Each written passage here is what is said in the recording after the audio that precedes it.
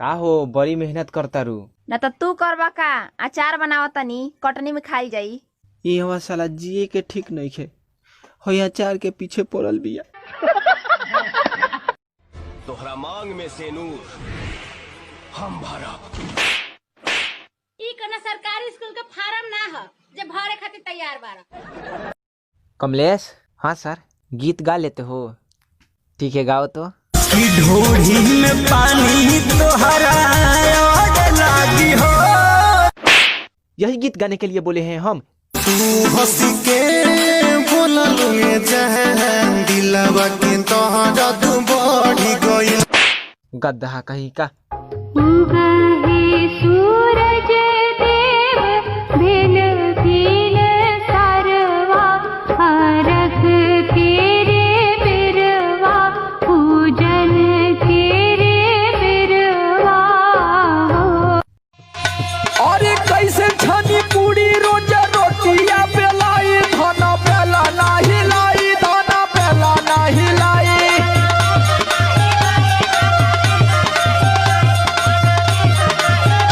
का हो बड़ी मेहनत करता रू। न तो तू करबा का अचार बनावतनी कटनी में खाई जाई। ये हवा साला जिए के ठीक नहीं खे हो अचार के पीछे पड़ल बिया। 50 में 100 घटाई। अरे बाबा 50 में 100 घटाई। अब तू हमके धोखा दे देबू तो दुनिया में माल का कमी थोड़ा है। दूसर पटाई। ए तोरा भाई के कुछ ना बुझला का?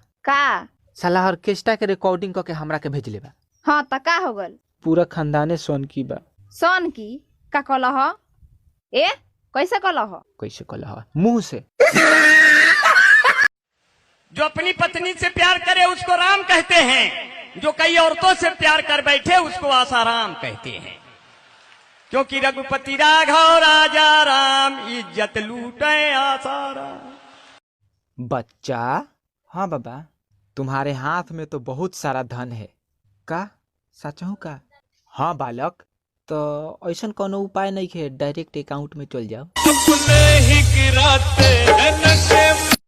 नमस्कार सर जी, मैं आपका बहुत बहुत स्वागत है। कहिए मैं आपकी क्या सहायता कर सकता हूँ? पटाना है आपकी बीबी को, इसलिए बिछाया जाल है। खैर वो सब छोड़िए सर, ये बताइए आपका क्या हाल है? सर आपने यहाँ हाल पूछने के लिए फोन किया है? हमने तो नींबू और लौंग से करोड़पति बनने का टोटका भी आजमाया है। और पहले ये बताइए सर, क्या आपने आज नहाया है? सर हमारे नहाने या ना नहाने से क्या फर्क पड़ता है? हमारे शरीर की बदबू थोड़ी ना आपके मोबाइल में जा रही है। कृपया अपना काम बताइए, वरना खामखा हमारा समय बर्बाद मत कीजिए। उठाना है अगर LIC का फायदा तो जाकर जहर खाइए। और वो सब छोड़िए सर, दरअसल हमको शंकर जी का नंबर चाहिए। क्या सर, कहीं आप पागल खाने से तो फोन नहीं लगाए हैं? ससुराल में मच्छरदानी ना मिलने पर कई रात चक्कर मच्छर भगाए हैं, और हम पागल खाने से नहीं मोबाइल से फोन लगाए हैं। सर हम आपको शंकर जी का नंबर कैसे दे सकते हैं? शंकर जी फोन थोड़े ना यूज करते हैं। लड़कियां दांत दिखाकर लाइन मारी है, बेइज्जती की है, मसले बड़े कंफ्यूज करते हैं। और अगर ऐसा है तो ये बताइए शंकर जी क्या यूज करते हैं? वैसे सर शंकर जी का नंबर आपको क्यों चाहिए? उनसे क्या काम है? आ गया है सावन का महीना, अब सोमवारी के बहाने लड़की पटाना है। खैर वो तो वक्त की बात है। दरअसल मुझे शंकर जी को व्हाट्सएप पे जल चढ़ाना है।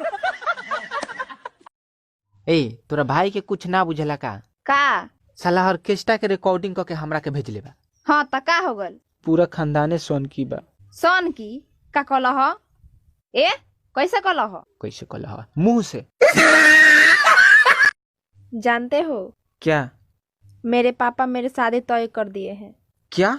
हाँ, शादी में जरूर आना। कितनी दर्द भरी है तेरी मेरी प्रेम कहानी।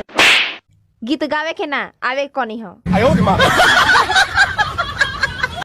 ए सुन ना, का हो? वोटर ID बानू तोर? हाँ। तो सुबह में आधार कार्ड लेके आ वोट गिरा है। हम भले वोट ना गिराम, बाकी आधार कार्ड लेके ना जाम। काहे? ओपा हमारा फोटो ठीक नहीं है। अपने ही गिराते हैं नशे मन पे बिजलियां। हे रामा। हाँ मालिक। नंदिनी के जन्मदिन की खुशी में एक गाना गाओ।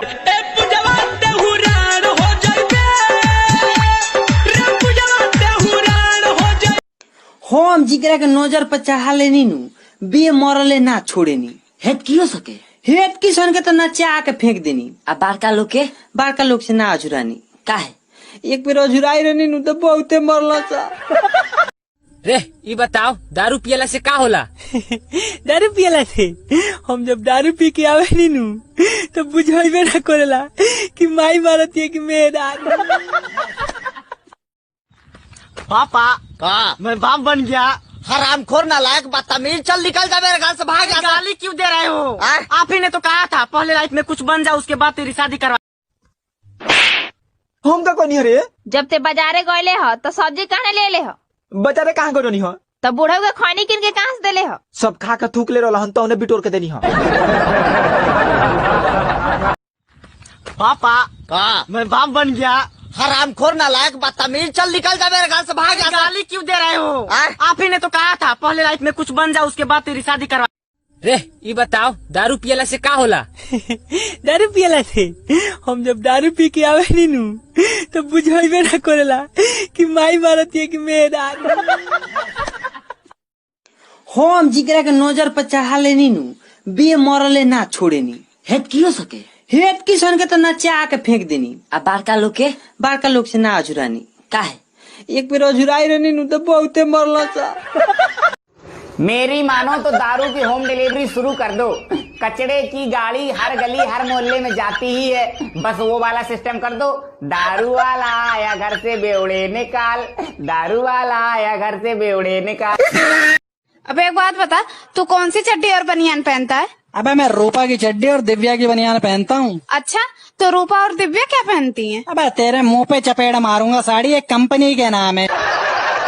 तहरा अखिया के काजल हमारे जान ले गए, तहरा अखिया के काजल